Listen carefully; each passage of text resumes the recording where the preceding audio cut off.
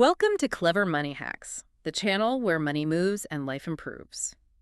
But what we're really doing today on the deep dive is, well, we're looking at a stack of source material that really challenges the entire idea of clever money hacks as most people understand them. Yeah, that's a good way to put it. Because the sources we've got suggest that all the conventional wisdom, the financial blueprint most of us are told to follow, is maybe a kind of trap. A trap.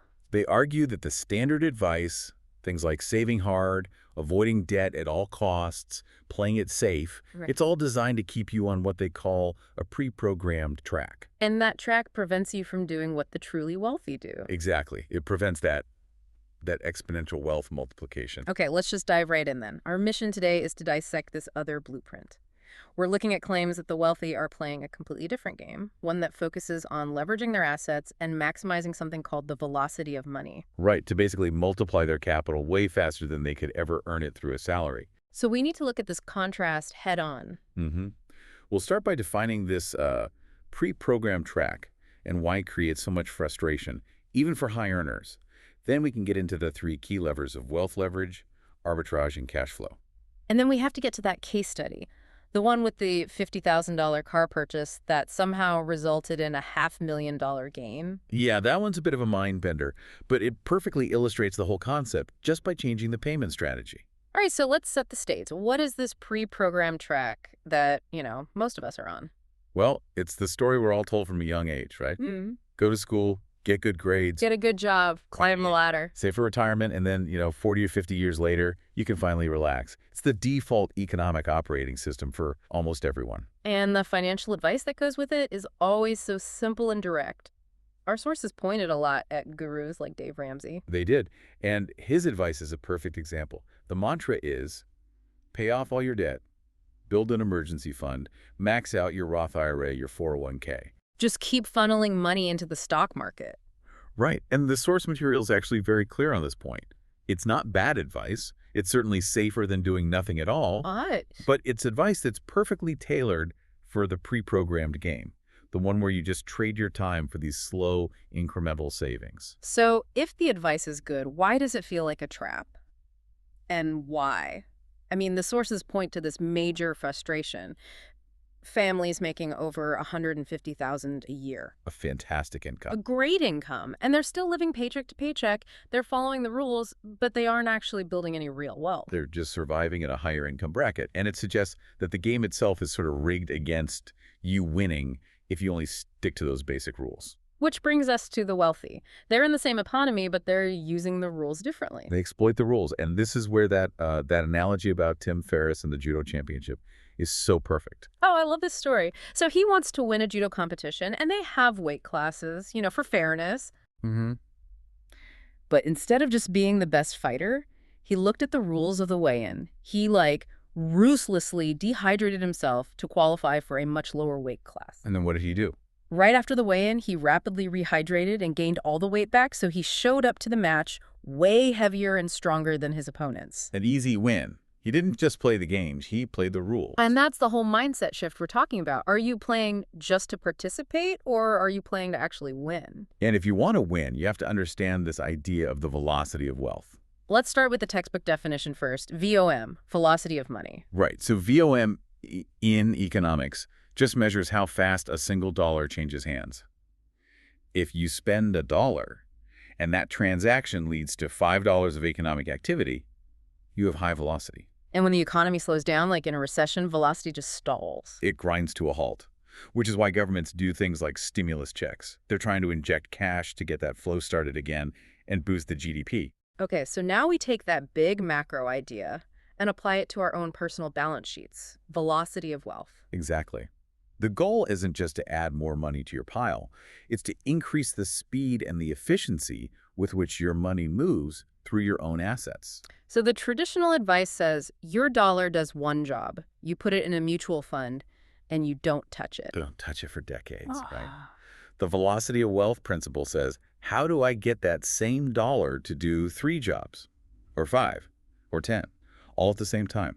The wealthy aren't just investing them, they're building a kind of financial engine, an operating system designed to multiply their capital. Yes. an engine that makes their money work harder for them than they work for their money.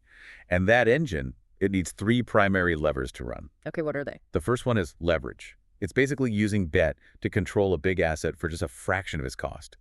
Think about buying a $1 million property with only $100,000 down. You control the whole $1 million asset, but you only put up 10%. Exactly. The second lever is arbitrage, which isn't just buying low and selling high. It's about exploiting the difference between two different rates. So borrowing money at 5% interest. And then investing it somewhere you can make, say, 15%. That 10% spread is your profit created out of thin air. And the third lever? Just robust cash flow. You need a steady stream of income from your assets to keep the whole engine running, to service the debt you took on with leverage. You master those three, the engine starts to run. All right, let's move from the theory into the practice. That $50,000 car case study is probably the best way to see this in action. Okay, so let's lay out the two options. Option one is the pre-programmed track. You have $50,000 cash. You follow the advice, you pay cash for the car. Right. The money's gone. The car starts depreciating the second you drive it off the lot. It might lose $40,000 in value. Your money did one job. It bought you a liability. End of story. Okay. Now, option two, the wealth engine approach. The source material calls this a strategic offense against the dollar. I love that phrase. Okay, so step one, the investor does not spend the cash. This is the crucial first move. So what do they do with it? They place the $50,000 into a very specific kind of account. Often it's a high cash value life insurance policy. Let's just call it a cash value policy for simplicity. And that account is earning interest. Yes, a stable, guaranteed compounding rate. Let's just assume it's 5%. Hold on, why? Why an insurance policy? That sounds so complicated. Why not just a high-yield savings account? That is the key question. The policy gives you two critical things a savings account doesn't: tax-deferred growth, and in most places, creditor protection.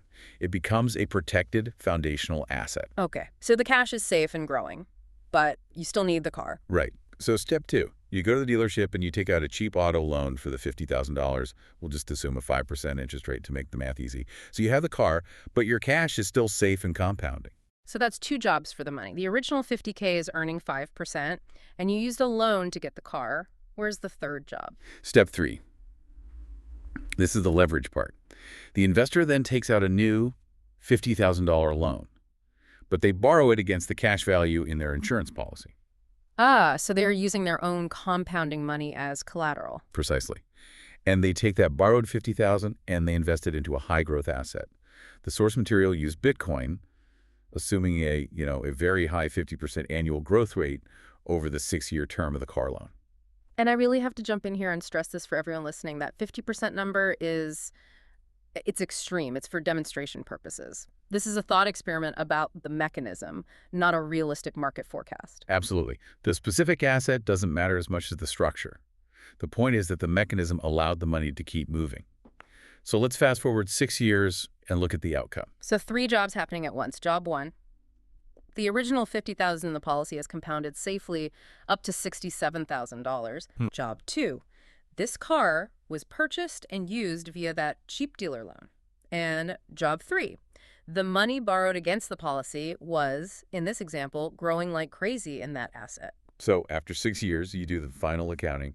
You pay back the car loan, you pay back the policy loan, and the net gain from the policy's growth and the asset's growth is a staggering $527,000. That is just, it's unbelievable. And it was achieved without earning $1 extra from a job. It was just a change in the architecture of the payment. And that, of course, leads right into the biggest objection everyone has. This sounds incredibly risky. I mean, you're taking on 2 separate debts at the same time, a car loan and a policy loan, and you're betting on a volatile asset to cover it all. We are trained from birth to fear debt. It feels like a recipe for disaster. So let's talk structure first, that cash value policy. Why is that specific tool so important? Well, beyond the protection, it's all about taxes. That $500,000 game, it's almost all tax-free. Because when you borrow against your own asset, the money you receive is legally defined as debt. It's a loan, and debt is not taxed. Income is taxed, capital gains are taxed, but debt is not. It's a huge structural loophole. Okay, so that handles the tax part. But what about the actual risk? How do you mitigate the risk of everything just collapsing? You start by acknowledging that risk is everywhere. It's not about avoiding it, it's about taming it. The sources used an analogy of surfing that giant, dangerous wave in Tahiti, Chopes. You can't eliminate the danger of the wave. No, but you can manage your response to it. Surfers who ride Chopes wear helmets, they wear life jackets, they have jet skis right there in the water ready to rescue them. So they identified the specific risks hitting the reef being held under, and they bring the tools to mitigate those specific outcomes. Exactly. The philosophy is that the risk isn't in the investment. It's in the investor skill set. You don't avoid the ocean because you can't swim. You learn how to swim. So how does that apply to the car example? The risk is that Bitcoin crashes and you can't make your 2 loan payments. Right. So how did the investor mitigate that? Well, they had the original $50,000 cash sitting right there, safe and available in their policy. If the investment went to zero, they could still cover the payments. They didn't eliminate Bitcoin's volatility risk. They mitigated their own risk of loan default. This brings us to what I think is the most provocative point in all of this, the risk of inaction. The idea that by avoiding all these perceived risks, you are actually taking on a different unseen risk that guarantees you lose. That's it. The pre-programmed track tells you to put your money in the S&P 500. It's seen as the safest thing you can do. But the data we looked at shows the S&P 500 is really just a perfect proxy for inflation. That is a massive claim. What does that mean for someone who looks at their 401k statement and sees the dollar amount going up every year? It means that, to a large extent, those dollar gains are an illusion of wealth. An illusion? The growth of the S&P 500 tracks almost perfectly with the expansion of the global money supply, what economists call liquidity. As central banks create more currency, the prices of assets, when measured in those devalued dollars, just naturally go up. So the number of dollars you have goes up, but the purchasing power of each dollar is going down. That is the absolute shocking conclusion from the data. When you adjust the S&P 500 for the actual increase in money supply since the year 2000, it's actually down 22% in real purchasing power. Wow. So your statement says you're richer, but that money buys you 22% less stuff than it did 2 decades ago. That is the ultimate unseen risk. Following the safe path, avoiding debt, putting your money in conventional funds, it effectively guarantees a slow, steady loss of your purchasing power over your lifetime. You're just running to stand still against inflation. So that's the choice, isn't it? It is. You can stay on the pre-programmed track and accept that hidden risk of inaction, the guaranteed erosion of your wealth, or you can acknowledge that other risks exist and start learning the skills, leverage, velocity, arbitrage, to actually manage them and get ahead. And I think that leaves a final provocative thought for everyone. If the S&P 500 just moves in sync with global liquidity, you have to ask yourself, are you really investing to build wealth? Or are you just investing to keep pace with the printing press? Answering that question changes everything about what safe really means. You have to choose. You can put on the life jacket and learn to swim in a challenging ocean, or you can sit on the couch and watch your financial world just quietly shrink around you. Thank you for listening to today's episode, and don't forget to like, subscribe, and share your ideas for future episodes. See you next time.